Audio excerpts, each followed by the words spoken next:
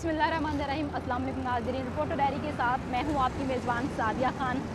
8 मार्च दुनिया भर में ख़वातीन का आलमी दिन मनाया जाता है और इस दिन को मनाने का मकसद ये होता है कि हमारी ख़वातीन जितनी भी ख़वातीन काम कर रही हैं या कहीं ना कहीं स्ट्रगल कर रही हैं, उनकी काविशों को यहाँ सराहा जाए, बताया जाए कि किस तरह से हमारी ख़वातीन जो हैं, हमारी औरत मजबूती के साथ इस माशरे से लड़ते हुए अपना एक बेहतरीन किरदार अदा कर रही है। और इसका मकसद यहाँ पर उनकी समाजी, उनकी मुआशी और उनकी सियासी तालीमी जितनी भी उनकी काफ़ियाँ होती हैं, उनको सराहना होता है।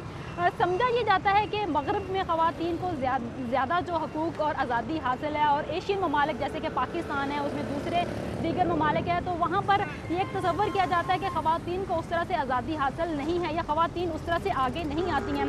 लेकिन हमारे यहाँ पाकिस्तान में हमारी बहुत सी ऐसी ख़वातीन मौजूद हैं जिन्होंने एक छोटे से लेवल पर काम शुरू किया, अपना नाम बनाया, अपने मुल्क का नाम बनाया और ज़िंदगी को एक डगर पर लेकर चली हैं, जिनका मकसद सिर्फ ज़िंदा रहना नहीं था, जिनका मकसद अपने ख़ानदान को सर्व करना था, अपने लोगों को सर्व करना था और एक ऐसा मैसेज कन्वे करना था कि ज़िंदगी जीने का नाम है। आज ऐसी कुछ बहादुर ख़वातीन से आपकी मुलाकात करवाएंगे और बताएंगे किस तरह से हमारी औरत सारे काम लेकर चल रही है। उसके पास चाहे जितने कम मौके हैं लेकिन उसने खुद को मनवाया है। ऐसी ही कुछ ख़वातीन से आज आपकी मुलाकात करवाते हैं और बताते हैं कि औरत, पाकिस्तान की औरत, हमारी औरत किस तरह से अपना काम करती है और किस तरह से अपनी ज़िंदगी जी रही है। ये हौसला कैसे झुके, ये आरज़ू कैसे रुके, ये आज आपकी मुलाकात करवाते हैं ऐसी ही एक खातून से जिन्होंने अपने ख़ानदान को सर्व करने के लिए और अपने बच्चों का और अपनी फैमिली का पेट पालने के लिए अपनी तमाम जो ज़िंदगी है वो सर्व कर दी है। ज़ैनब बीबी 90 साल खातून जो कि पिछले 50 साल से शेरा वाले गेट पर मेहनत मजदूरी कर रही है, चने भूनती हैं और इतनी हिम्मत बाहिम्मत खातून जिसने कभी किसी के आगे हाथ नहीं फैलाया। इससे ज़्यादा एग्जाम्पल बड़ी क्या हो सकती है ख़वातीन के लिए, एक औरत के लिए कि जिसने सोशली जो है तमाम हालात से लड़ते हुए, पैसे ना होते हुए भी अपने काम को जारी रखा और अपने जो अपना ख़ानदान है, अपना घर है, वो अपने लोगों को जो है सर्व किया है। ज़ैनब बीबी से बात करते हैं, जानते हैं कि सारी ज़िंदगी का सफ़र कैसा रहा और क्या चीज़ें बर्दाश्त करना पड़ी आपको। आप ये बताएं, कब से आप यहाँ पर काम कर रही हैं? कब से चने बेच रही हैं? 50 साल हो गए। 50 साल। कहाँ से आई थी आप? निजामी बाग। निजामी बाग। लारी। इंडिया की रहने वाली हैं आप? हाँ, पर इंडिया की ना नसीब। हाँ, जब जंग लगा तो बाद में शादी हुई रे नसीब लगा। तो ये मुश्किल काम नहीं है, गर्मी है, सर्दी है, सब तो की करा पोता मंगा के को तके खावा को चिपे लगा ले मारे को लात का ले मारे निकाल के खा सकती है। मैं निकाल मेरा चूल्हा जब प्लेट जाते हैं उनकी ये अस्पताल होते हैं ना। हाँ, चूकने जैसे सगल मोटी होती है लग जब लोकल लाल मेरा किराया लाख रुपया लाख। तो थकी नहीं है आप इतना अरसा 50 साल काम करके? ठीक है, कुछ खड़े जा कौन दे रे। तो घर में कौन कौन है आपके? घर मेरे 9 जवान मारे, मेरे पोते हैं, 2 मेरे पोते हैं, एक 10 साल लिया, एक 15 साल लिया, एक पोता मेरा 3 साल का। तो काम आप ही करती हैं सिर्फ? काम मैं आता, मैं बच्चे नहीं कह रहे काम लाए, मैं बच्चियाँ नहीं कह रहे कर मैं अपना कमा के घर। तो अब आके 50 साल काम करने के बाद थकी नहीं है? तो की करा, थक गए कितने दमा बेचा, कितने दमा थक गए। नहीं लोगों ने कपड़े धोने, नहीं लोगों ने भांडे मांजे जाते, आधा कमानी कमा के खानी ना किसी गाल ना कोई नम कोई चाह पिया दे, कोई रोटी को जो मर्जी मामा तो वो समझे नहीं सारे। तो आपको लगता है कि आजकल ख़वातीन इस तरह से काम करती हैं, औरतें इस तरह से मेहनत करती हैं? हाँ, आप चाहती हैं कि ज़िंदगी बदल जाए, कुछ बदल जाए? तो बदले का नारे को कमावे को कावे बदले बदले का कौन बात है। कपड़ा चून देगी ना, चादर कोई देगी ना, लीला कोई देगी, जितने 2 कुड़ियाँ आंदियां गुल बैठ जो वो मैनू कपड़े भी दे जाती ने, जुत्ती भी लेके दे जाती हैं पोता। अब तो गर्मी आने वाली है, इतना मुश्किल काम है आग में बैठना। चादरा कपड़ा ताल के नहीं करके गड्डी लेके माँ दाने दे दाने माँ दाने दे दे। शोहर आपका किधर है? हैं शोहर किधर है आपका? समझ नहीं लगी। आपका शोहर किधर है? बंदा किधर है आपका? बंदा बीमार है, काला सरकार ने कहा तो पर बाकी तो ओ अपना पापड़ मंडी 15 दिन जवा देना 3000 थी। 3000 को तू मैं दे गया को कमा लिया, कमा के 3000 15 दिन जवा देना काला सरकार ने कहा। बड़ा लाल कराया है। खुद भी खा रही हैं, बच्चों को भी खिला रही हैं, शोहर को भी खिला रही हैं।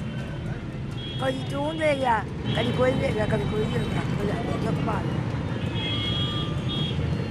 और पतन मंगन जावा को जाए मारा चक्कर से कही हो कैसा कैसी कमानी है कैसा। और ज़ैनब बीबी की कहानी आपने सुनी। इनका शुमार ऐसे ख़वातीन में होता है जिन्होंने हमेशा इज़्ज़त और अपनी कमाई से अपने ख़ानदान का, अपने घर का पेट पाला, ना तो भीख मांगने को पसंद किया और ना ही पसंद करती हैं।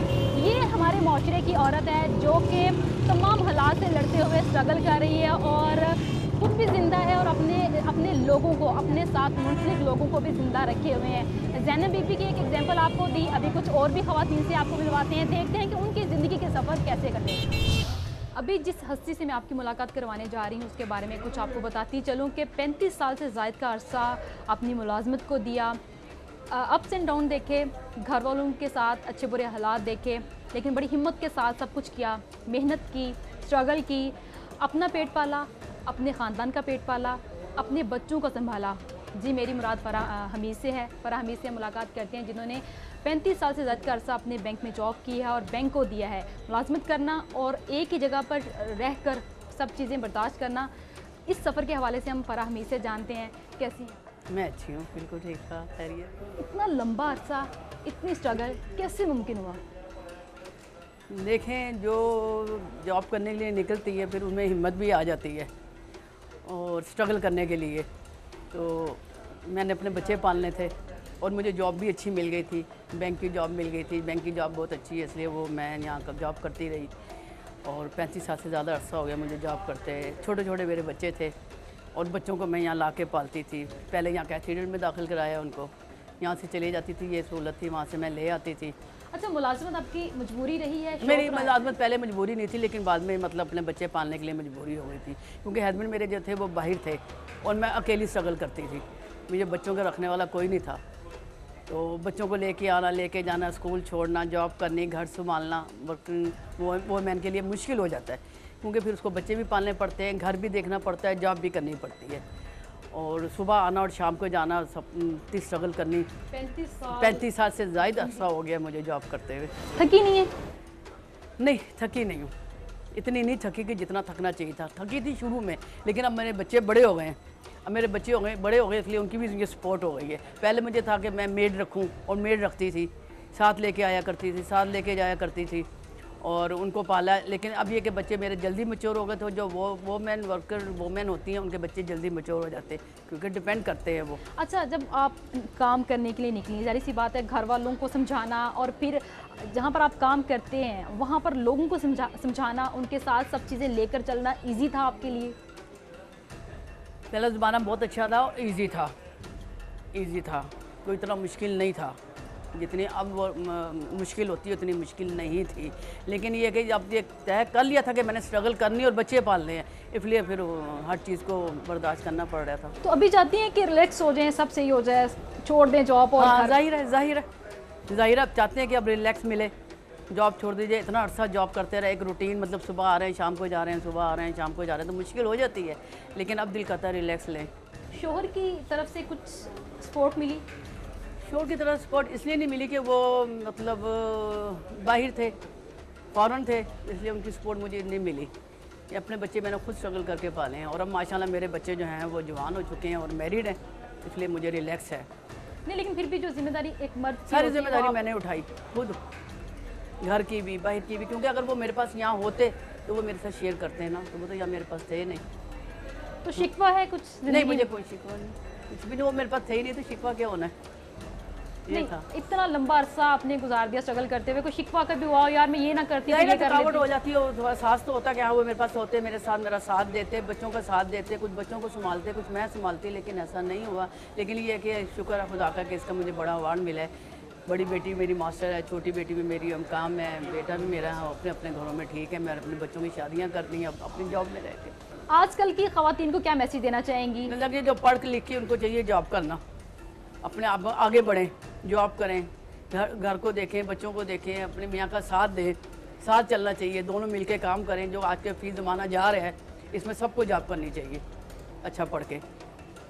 सभी को जॉब करनी चाहिए और सभी को काम करना चाहिए। फ़रा हमीद से आपने मुलाकात की। ये ऐसी ख़तून हैं जिन्होंने अपनी ज़िंदगी जो है सर्व की है अपने ख़ानदान को बेहतर ज़िंदगी देने के लिए, बेहतर एक मुस्तकबिल बच्चों को देने के लिए। ऐसी कुछ और भी ख़वातीन से हम मिलेंगे, मुलाकात करवाएंगे आपकी एक छोटी ब्रेक के बाद। ब्रेक के बाद आपको खुशामदीद कहते हैं। कहते हैं कि इंसान जो है अपने लिए तो बहुत अच्छी ज़िंदगी गुजार लेता है, मज़ा तभी है जब हम दूसरों के लिए ज़िंदगी जिएँ और दूसरों को भी ज़िंदगी देने की बात करें। अगर हम औरत की बात करते हैं तो औरत की ज़िंदगी के साथ बहुत सी ज़िंदगियाँ मुंसलिक होती हैं। वो माँ भी है, वो बेटी भी है, वो बहन भी है, और उसकी कोशिश ये होती है कि वो अपने तमाम रिश्तों को लेकर चले और बड़ी खूबसूरती के साथ जितने भी अच्छे बुरे दिन आते हैं उसको साथ लेकर चलते हुए एक मिसाल कायम करे और बताए माशरे को कि जी हमारे यहाँ ख़वातीन या एक औरत का जो रोल है वो क्या होता है।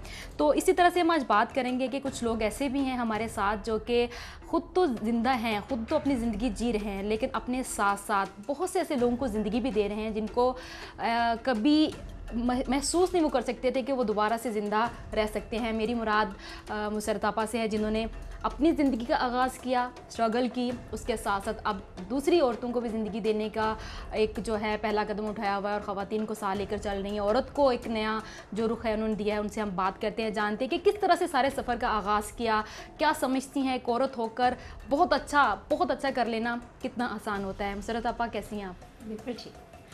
काफ़ी अच्छा लगता है जब आपके बारे में सोचते हैं, देखते हैं कि आपने बहुत एक छोटे लेवल से अपने काम का आगाज़ किया, कि हमने देखा कि किस तरह से आपने सारा अपना काम किया, उसके बाद ख़ुद को स्टेबल किया, उसकी क्या हर्डल्स थी, क्या आपने चीज़ें बर्दाश्त की, सोसाइटी ने आपको कैसे लिया, फैमिली ने कैसा आपको ट्रीट किया, उसके बाद लोगों को जब ज़िंदगी देने की बात आती है तो किस तरह से सारे सफ़र का आगाज़ किया? मैंने अपना प्रैक्टिकल लाइफ जो था वो बहुत जल्दी, बहुत छोटी उम्र में शुरू कर दिया था और मेरी फैमिली बहुत ज़्यादा सपोर्टिव थी। मेरे वालिदैन, स्पेशली मेरे वालिद साहब जो थे वो मेरे लिए एक पहाड़ की तरह थे, मुझे गिरने नहीं देते थे। लेकिन उन सारे सफ़र में मैंने अपने तौर पे जो मेहनत की, जो अप्स एंड डाउन्स देखे या ज़िंदगी के जिसे कहते हैं उतार चढ़ाव देखे, उसमें ज़ाहिर है कि हर वक्त तो मैं हाय डैडी मुझे कुछ कर दीजिए, मुझे मदद, ये तो नहीं हो सकता था। तो उसके लिए एक मुसलसल जद्दोजहद थी जिसमें आप बहुत कुछ सीखते हैं। और मैं ये समझती हूँ कि ख़वातीन, ऐसी ख़वातीन जो किसी ऐसे मुश्किल वक्त से गुज़र रही हैं जहाँ पर वो तकलीफ़ भी महसूस करती हैं, वो परेशान भी होती हैं और उनको ऐसा लगता है जैसे दुनिया उनके ऊपर तंग हो गई है, उस वक्त उनका अंदर से मज़बूत होना, उनका कैरेक्टर का मज़बूत होना, उनका एतक़ाद अपने मज़हब के ऊपर यकीनी बहुत इम्पॉर्टेंट होता है। उसके अलावा जो हेल्प एंड सपोर्ट फैमिली से मिल सकती है वो सोने पे सुहागा होती है। जब मैंने अपना सफ़र शुरू किया तो मैंने ब्यूटी फील्ड में जो है कदम रखा और उस वक्त ब्यूटी फील्ड जो थी वो बस ख़ास मौक़ों के लिए होती थी। आज जो है वो एक इंडस्ट्री बन चुकी है। इसमें मैंने देखा कि बच्चियां जो हैं पहले जिनको ज़रूरत होती थी वो आती थी, लेकिन अब जो है ख़वातीन इसको एज अ बिज़नेस ले रही है, and a very good paying business. जो कुछ भी आप काम शुरू करना चाहें, जिस भी प्रैक्टिकल लाइफ में कदम रखें, सबसे पहले अपनी तालीम को मुकम्मल करें। एक औरत का, एक माँ का, एक बहन का जो अपने रिश्ते गिनवाए हैं वो अगर तालीम याफ्ता हों तो और बेहतर तरीके से वो उसको लेके चल सकती हैं। नंबर 1। नंबर 2, तालीम के बाद अगर आप कोई स्किल के हवाले से काम कर रही हैं तो अपने स्किल में माहिर हो जाइए, यानी कि आपको वो तजुर्बा होना चाहिए, वो तरीका आना चाहिए जो कि आपको आगे बढ़ाने में मदद कर सकता है। तीसरी चीज़ ये है कि प्लीज़ आप अपने हुकूक को जानिए, उनको मानिए, उनको समझिए और उसके बाद उनको इम्पार्ट करिए, क्योंकि बहुत सी ख़वातीन जो होती हैं वो डिपेंडेंट होने की वजह से कुछ बोल ही नहीं पाती हैं। यानी कि घर वाले भी बहुत अच्छे होते हैं, दोस्त अहबाब भी बहुत अच्छे होते हैं, लेकिन वो अपनी उनकी कोई से नहीं होती है, क्योंकि इकनॉमिकली इंडिपेंडेंट होना, एम्पावर होना ख़वातीन के लिए बहुत ज़रूरी है। आप क्या समझती हैं जो चीज़ें आपने ज़िंदगी में की, आपको थकन महसूस हुई कि यार मैं थक गई हूँ, बस अब बहुत हो गया, मैं एक औरत हूँ, मुझे घर में बैठना चाहिए, ये ज़िंदगी जो है मैं इससे थक चुकी हूँ, ऐसा कभी महसूस हुआ? होता है, बिल्कुल होता है, लेकिन जब आपको ये पता हो कि आप जो हैं वो आपके साथ ऐसी ज़िंदगियाँ मुंसलिक हो गई हैं, आपके साथ सिर्फ आप नहीं रह गए, शायद आपके बच्चे हों, शायद आपके वर्कर्स हों, आपके एम्प्लॉइज़ हों जो आप पे डिपेंडेंट हैं, तो फिर आप झिटक देते हैं वो सोच जो कि आपको लेट डाउन कर रही हो या आपको कमज़ोर बना रही हो। वो एक कमज़ोर लम्हा हर औरत की ज़िंदगी में आता है जिसको उसको बहरहाल अबूर करना हो। तो जो ख़वातीन आपके पास आती हैं, मायूसी होती है, तालीम उनके पास नहीं होती, घर वालों की सपोर्ट नहीं होती और उस तरह से सोच भी नहीं उनके पास होती कि अब फेस अगर अच्छा नहीं है, क्योंकि हमारे यहाँ समझा ही जाता है कि सीरे से ज़्यादा आपका फेस अगर अच्छा है तो सब चीज़ें अच्छी हैं, तो उनके जज्बात और उनको लेकर चलना मुश्किल काम था। और ख़वातीन का क्या रद्द-ए-अमल होता है? देखिए, अब आप बात कर रही हैं उन ख़वातीन की जिनको तेज़ाब या मिट्टी के तेल से जला दिया जाता है। ये वो बच्चियां हैं जिनको अनफॉर्चुनेटली उनके घर वाले, ये नहीं कि वो उनसे प्यार नहीं करते, लेकिन वो इसलिए उनका साथ नहीं दे पाते कि उनका इलाज, मुआलजा, उनको सेटल करना, ये सब बहुत एक्सपेंसिव हो जाता है। वो तो पहले ही उनको शादी करके भेज चुके थे और फिर वो वापस आ गई जल के, या अपने बच्चों के साथ जली हुई वापस आ गई। सो इसलिए उनको दोबारा से रिहैबिलिटेट करना, उनकी दोबारा से इस ज़िंदगी में वापस लाना और फिर एक मुस्बत सोच के साथ लाना। बहुत सी बच्चियां जो हैं वो इतनी खफा होती हैं अल्लाह ताला से, वो कहती हैं कि तो हमने ऐसा क्या गुनाह किया था जो हमें ये सज़ा मिल रही है। तो वो साइकोलॉजिकल सोच भी बदलना होती है, वो मेंटालिटी लोगों की, जो कि उनके रवैये, जो कि इनकी तकलीफ़ को समझते हुए, देखते हुए भी उनसे ऐसे चुपते हुए सवाल करते हैं जो कि उनको तकलीफ़ देते हैं। उस सोच को बदलने के लिए बहरहाल औरत का मजबूत होना बहुत ज़रूरी है और तालीम याफ्ता होना बहुत ज़रूरी है। मुसर्रत आपा से हमने बात की और हमने देखा कि ज़िंदगी किसका नाम होता है। ज़िंदगी सिर्फ जीने वाले वही लोग नहीं होते जो अपने लिए जीते हैं। ज़िंदगी का मकसद सिर्फ ये है कि जी खुद भी जिएं और दूसरे को भी जीने दें। और हमने देखा कि हमारे यहाँ ख़वातीन जितनी भी हैं उनको अगर हम उस तरह के मौके नहीं भी देते हैं या उनको उस तरह से अप्रिशिएट नहीं भी करते हैं तो हमारी औरत बहुत ज़्यादा मजबूत है। सिर्फ जो ज़रूरत है वो हमें उनको हौसला देने की है, सही रास्ता दिखाने की। तालीम जो हम कहते हैं बहुत ज़्यादा ज़रूरी होती है ख़वातीन के लिए। अगर एक औरत पढ़ी लिखी होगी तो ज़ाहिर सी बात है एक माशरा जो है वो पढ़ा लिखा होगा। मुसर्रत मिसबा की एग्जाम्पल हमारे सामने है, स्ट्रगल किया, किस तरह से सब कुछ साथ लेकर चली और अब इस तरह से ख़वातीन के लिए जो है रास्ता हमवार कर रही हैं। और ऐसी बहुत सी एग्जाम्पल इन्होंने सेट की हैं कि किस तरह से मायूसी की तरफ जाने वाली ख़वातीन जो हैं इनको ये ज़िंदगी की तरफ लेकर आई हैं। ऐसी कुछ हम ख़वातीन से मिलते हैं जिन्होंने बड़े ज़ीरो लेवल पर अपना स्टार्ट किया, ज़िंदगी जिनकी एंड थी और जिन्होंने सब चीज़ों से मायूस होकर मुसर्रत आपा से अपनी नई ज़िंदगी का आगाज़ किया। उनकी तरफ चलते हैं और जानते हैं कि ज़िंदगी का मकसद क्या है और ज़िंदगी कितनी खूबसूरत है।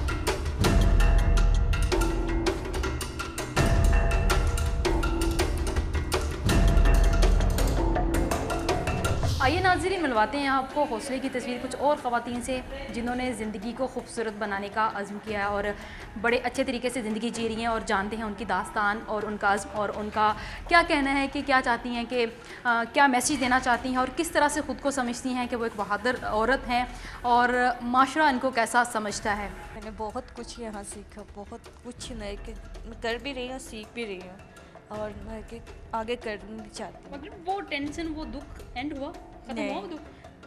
जी, पहले से बेहतर हुआ है क्योंकि घर ने डैड का सिर्फ रोना था मेरे लिए, जूसी थी, लेकिन अब नहीं है। अब यहाँ कर मैं कुछ सीख रही हूँ और कुछ बन रही हूँ। तो मुस्तकबिल के प्लान फिर क्या है, क्या करना है अभी? अभी बस सीखना और करना भी है। मैं के जॉब करूँगी।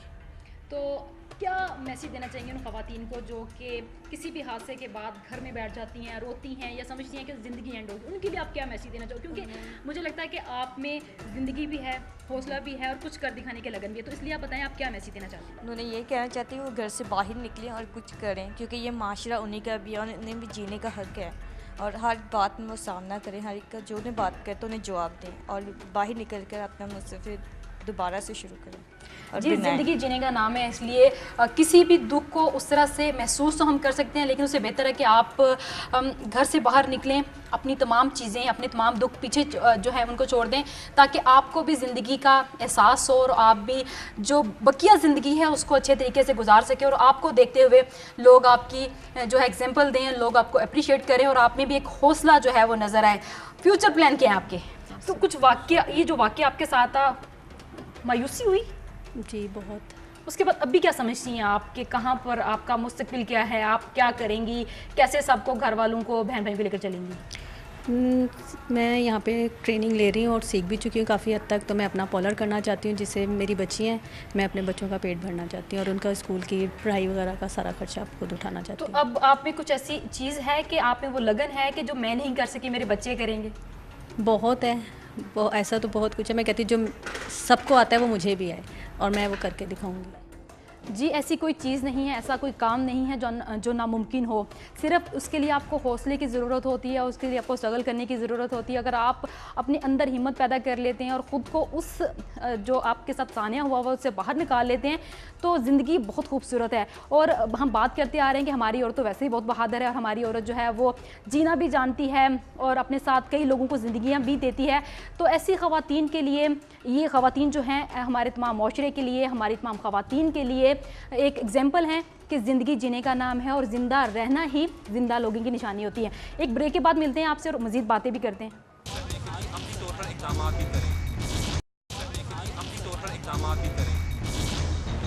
ब्रेक के बाद खुशामदीद कहते हैं। बात कर रहे थे औरत की और क्यों ना की जाए बात औरत की, क्योंकि औरत की के दम से जो है वो घर बसते हैं, औरत के दम से ही घर के सहन जो है वो महकते हैं। औरत ने हमेशा से स्ट्रगल की है अपनी फैमिली के लिए, सोसाइटी में रहने के लिए और सोसाइटी में अपना एक नाम बनाने के लिए।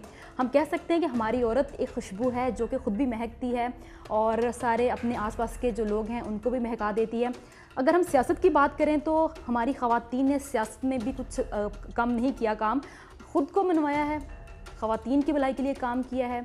चाहे वो ख़वातीन के हकूक़ की बात हो, ख़वातीन के बिल पास करवाने की बात हो, ख़वातीन को बराबरी के हकूक़ देने की बात हो, तो हमारी ख़वातीन हमेशा से आपको जो है एक प्लेटफॉर्म पर नज़र आती हैं।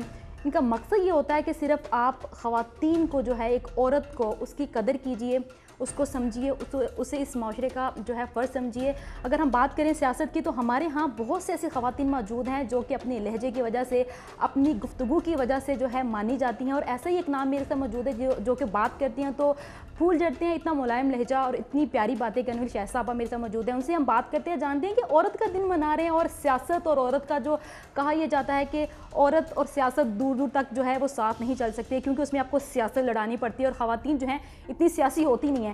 क्या समझती हैं शाह साहबा, सियासत का जो सफ़र था वो ईजी था आपके लिए एज ए ख़ातून? बिस्मिल्लाहिर्रहमानिर्रहीम। पहले तो मैं कहूँगी कि सियासत का सफ़र ही नहीं बल्कि कोई भी सफ़र औरत के लिए बहुत आसान नहीं है हमारे माशरे में। और फिर दूसरी साइड पे आपको ख़वातीन तरक्की करती हुई भी नज़र आती हैं और हर फील्ड में, जैसा आपने कहा, आपको नुमाया वो अपने आप को मनवा भी रही हैं और नज़र भी आ रही हैं। तो मैं कहती हूँ ये इंसान को अपनी ज़ात पर एक यकीन होना चाहिए। सबसे पहले बिलीव इन योर सेल्फ। आपको ये यकीन होना चाहिए कि जो आप बात कर रही हैं वो आप सही कर रही हैं और जिस चीज़ के लिए आप लड़ रही हैं वो आप हक़ और सच के लिए लड़ रही हैं। तो अगर आप ये सब चीज़ें साथ लेकर चलेंगी तो कामयाबी आपने देखा है। सब वो ख़वातीन भी है, हमने क्लाइमर्स भी देखी जो ख़वातीन हैं, हमने तालीम के मैदान में भी देखी, हमने फ़िल्म प्रोडक्शन के मैदान में भी देखी, सियासत में भी देखी, प्राइम मिनिस्टर भी होते देखी और स्पीकर बनते हुए भी असेंबली के देखी। मतलब वो कौन सा शोबा है जिसमें ख़वातीन को कोई ज़िम्मेदारी दी गई हो और उन्होंने उसे खूबसूरती के साथ निभाया ना हो। शहसाब पर सियासत की बात तो होगी। अभी रिसेंटली जो बिल पास करवाया पंजाब असेंबली में, काफ़ी चीज़ें उसमें जो थी वो ख़वातीन को हौसला देने लगी हैं कि जी उनकी भी कहीं ना कहीं सुनी जाएगी। आप क्या समझती हैं कि कुछ लोगों का ये कहना है कि इसका मकसद सिर्फ ख़वातीन को घर से बाहर निकालना है। जब हम ख़वातीन के हकूक़ की बात करते हैं तो इस तरह का बिल फिर क्यों आप देखती हैं कि क्यों उसको इतना शोर किया जा रहा है, उस पर क्यों उसको जो है समझा जा रहा है कि मर्दों के ख़िलाफ़ है, या ऐसा आप क्या समझती हैं, ऐसा क्या अनासर है उसमें? देखिए, सबसे पहले तो मैं पंजाब हुकूमत को मुबारकबाद देती हूँ कि देखिए ये इस बिल को देख के औरतों की, जैसा आपने कहा, बहुत हौसला अफजाई हुई है। और जो हमारी पिसी हुई औरत थी जिसका कोई यारो मददगार नहीं था, जिसमें वो मर्द उस पर तशद्दुद करके ही समझते थे कि they can get away with it, उनकी थोड़ी सी अभी इसमें बहुत सा काम होना बाकी है। इम्प्लीमेंटेशन जो कि बहुत एक भारी जिम्मेदारी है हुकूमत की तरफ, उसको निभाने की तरफ हमने बढ़ना है।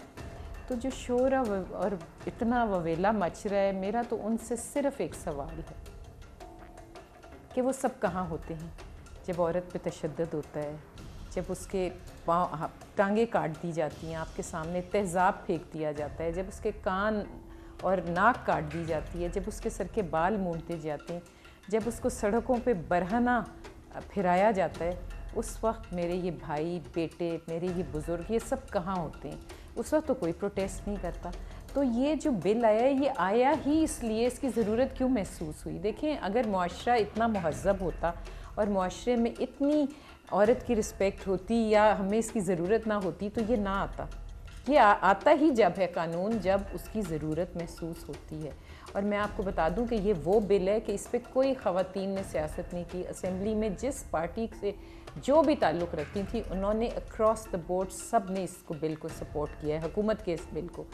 तो सबसे पहले तो पंजाब गवर्नमेंट, और मुझे कहना चाहिए कि शहबाज शरीफ का ये इनिशिएटिव कि उन्होंने औरतों की तरफ एक हाथ बढ़ाया है और उनको सपोर्ट दी है। क्योंकि देखें, कोई भी मुल्क तरक्की नहीं कर सकता। इस पे बहस है कि जी 49%, 50%, 52%, इट डजंट मैटर।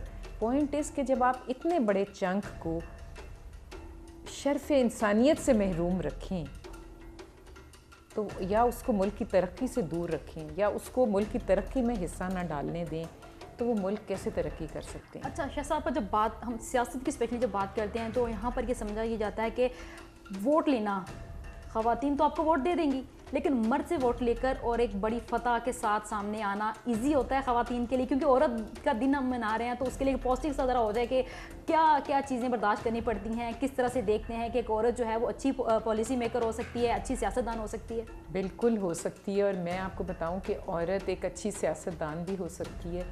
क्योंकि देखें, जिस औरत में, औरतों को अल्लाह मियाँ ने बनाया है कि उसमें सब्र का और बर्दाश्त का मादा बहुत होता है। लोग कहते हैं कि औरत बहुत कमज़ोर है, लेकिन मैं आपको बताऊं कि मुझे कोई औरत आज तक कमज़ोर नहीं मिली। औरत जितना कुछ सहकर, जिस मुआशरे में जो हमारा कल्चर है, जो हमारी सोसाइटी है, जो हमारा पेट्रियार्कल सिस्टम है, जो हमने हिंदुओं की सारी ट्रेडिशंस ले ली हैं, जो हम सब, उसमें औरत का यहाँ तक पहुँचना, जहाँ तक वो पहुँची हुई है, ये एक बहुत पॉजिटिव बात है। एंड दैट शोज़ कि औरत में कितनी रेजिलियंस है, वो कितनी स्ट्रॉन्ग है, वो किस तरह खड़ी हो सकती है और अपने हक, अपने लिए भी और अपने जैसी और औरतों के लिए भी लड़ सकती है। तो मेरा तो ख्याल है कि ये एक बड़ा पॉजिटिव साइन है जो औरतों में, सिर्फ औरत को आप तालीम दें, उसको अनेबलिंग एनवायरनमेंट दें, और फिर आप देखें कि औरत किस तरह डिलीवर करती है। ये बताएं कि अपने तजर्बे से ये बताएं कि फैमिली को लेकर चलना, बच्चों को स्पेशली लेकर चलना इजी है आपके लिए कि आप एक खातून हैं और आपके पास जिम्मेदारी? मैं आपको ये बताऊं बेटा कि इट्स नॉट इजी, क्योंकि औरत से जब वो घर से निकलती है तो उससे कोई घर की जिम्मेदारियां शेयर नहीं करता। उसने वो जिम्मेदारी भी निभानी है और बाहर भी वो निकली है, और अगर वो कभी, और वो कंप्लेंट भी नहीं करनी, उसने शिकायत भी नहीं करनी, क्योंकि फिर उसको ये होता है कि जी आप तो बाय चॉइस निकली हैं। लेकिन सब बाय चॉइस नहीं निकलती, कई ज़रूरत के तहत निकलती हैं, कई मतलब मिल के अपने बच्चों को बेहतरीन तालीम देना चाहती हैं, बेहतरीन सहूलतें देना चाहती हैं, उसके लिए निकलती हैं। तो हमें कोशिश ये करनी चाहिए कि हम जो जजमेंट्स पास करते हैं और हम औरत के साथ घर से निकलने वाली औरत के साथ लेबल लगाते हैं उससे परहेज़ करें और औरत की इज़्ज़त और एहतराम करना सीखें, क्योंकि अगर हम इज़्ज़त एहतराम करेंगे तो माशरा बेहतरी की तरफ बढ़ सकता है। अच्छा चलिए, औरत डे पे फिर ये कि जी औरत के लिए कोई अच्छा मैसेज कि क्या होना चाहिए, किस तरह से उन्हें अपनी हिम्मत दिखानी चाहिए और किस तरह से स्ट्रगल करते हुए आगे जाना चाहिए, आप क्या मैसेज देना चाहेंगे ऐसी ख़वातीन भी जो चाहती हैं? एक तो मैसेज ये है कि वो अपने पर भरोसा करें और अपने आप को जितना भी हो सकता है एजुकेशनल वाइज, स्किल वाइज, हुनर हाथ में लेने, अपने आप को एम्पावर करें। और दूसरा मैं ये पैगाम दूंगी कि ये काम जो है ना, ये ना खाली औरत कर सकती है और ना खाली मर्द कर सकते हैं। हमने आगे एक साथ बढ़ना है और मर्दों के साथ बढ़ना है। मैं हमेशा कहती हूँ कि हम मर्दों को एम्पावर करने की बात नहीं कर रहे, हम अपनी तहज़ीब, अपने मुआशरे, अपनी से मज़हब, जो कि बहुत गलत इस्तेमाल हो रहा है कि मज़हब में ये है और मज़हब में वो है। मज़हब में तो हुज़ूर सल्लल्लाहु अलैहि वसल्लम की आप उनकी ज़िंदगी उठा के देख लें, उन्होंने कभी कभी कभी कोई एक मिसाल मुझे दे दे जिसमें औरत के साथ कोई जुल्म या ज़्यादती हुई हो। उन्होंने हज़रत आयशा से क्या रवैया रखा, उन्होंने हज़रत खतीजा के साथ कारोबार में वो थी, उनकी मदद की। औरत का रुतबा हज़रत हलीमा का देख लें क्या था, हज़रत फ़ातिमा का देख लें। आप किस किस का देखना चाहती हैं? लड़ाइयों में औरतें थी, कारोबार में औरत थी। तो अगर आप मज़हब की आड़ लेकर ये बात करते हैं तो मज़हब ने तो, हमारे मज़हब ने नहीं, किसी मज़हब ने भी नहीं कहा कि औरत के ऊपर तशद्दुद करो। तो मेरा पैगाम ये है कि हम एक दूसरे का हैंड होल्डिंग करें। और मेरी अपने मर्दों से भी ये दरख्वास्त है कि उनकी बहादुरी, उनकी गैरत, उनकी इज़्ज़त इसी में है कि वो अपनी औरत की कैसे इज़्ज़त करते हैं, अपनी बेटियों की, अपनी माँओं की, अपनी बहनों की कैसे इज़्ज़त करते हैं। और हमने अगर आगे बढ़ना है तो मिलजुल कर बढ़ना है। शहसा आपा की अपनी बात सुनी, बहुत अच्छी बात कही कि औरत को जो है सबसे ज़्यादा जो प्यारी चीज़ लगती है वो इज़्ज़त है। और अगर हमारे मर्द हमें इज़्ज़त देंगे तो डेफ़िनेटली हम खुद को ज़्यादा महफूज समझेंगी, हम खुद में ज़्यादा इत्मीनान फ़ील करेंगी। तो इसलिए औरत को जब हक़ देने की बात आए तो सबसे पहले जो बात है वो है कि औरत को हक़ में इज़्ज़त दी जाए, ताकि औरत जो है वो बढ़ सके, औरत बोल सके, औरत अपनी फैमिली को लेकर चल सके। तो आज के प्रोग्राम में हमने बात की औरत पर, क्योंकि औरत का रिश्ता बहुत खूबसूरत रिश्ता है, चाहे वो माँ है, बहन है, बेटी है, क्योंकि वो सबको साथ लेकर चलती है। इसी के साथ मुझे मेरी टीम के साथ इजाज़त दीजिए। अल्लाह हाफ़िज़।